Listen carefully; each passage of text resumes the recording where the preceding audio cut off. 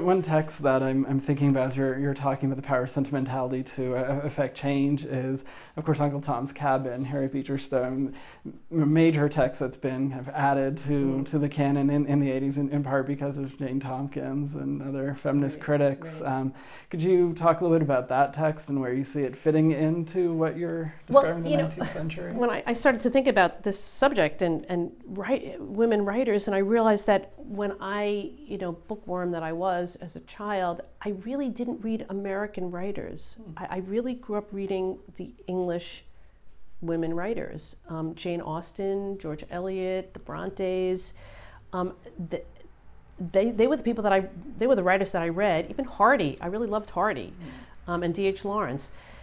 The one exception is Uncle Tom's Cabin. I remember reading that when I was about 12 years old, and maybe I had to read it for school, but I remember reading it and weeping so hard that I had to actually ask my mother to come in and read the little Eva death scene to me, because I had to know what happened, but I was like weeping so profoundly. Then 1984-85, Jane Tompkins comes out with Sensational Designs, the cultural work of American fiction, 1790 to 1860.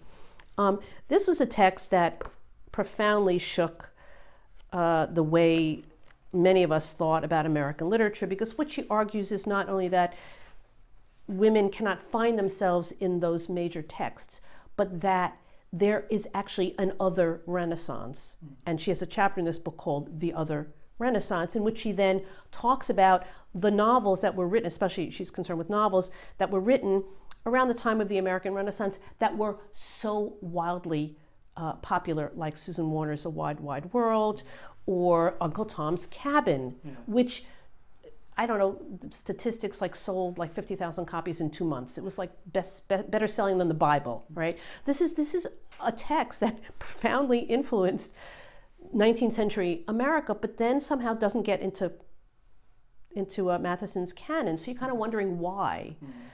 She says, for the tradition of Perry Miller, F.O. Matheson, Harry Levin, Richard Chase, R.W.B. Lewis, Ivor Winters, and Henry Nash Smith had prevented even committed feminists from recognizing and asserting the value of a powerful and specifically female novelistic tradition.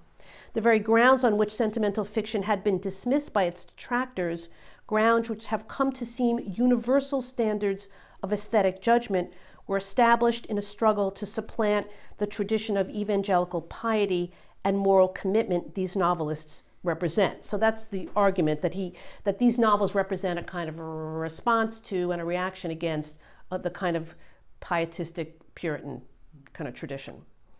In reaction against their worldview, and perhaps even more against their success, 20th century critics have taught generations of students to equate popularity with debasement, emotionality with ineffectiveness, religiosity with fakery, domesticity with triviality, and all of these implicitly with womanly inferiority.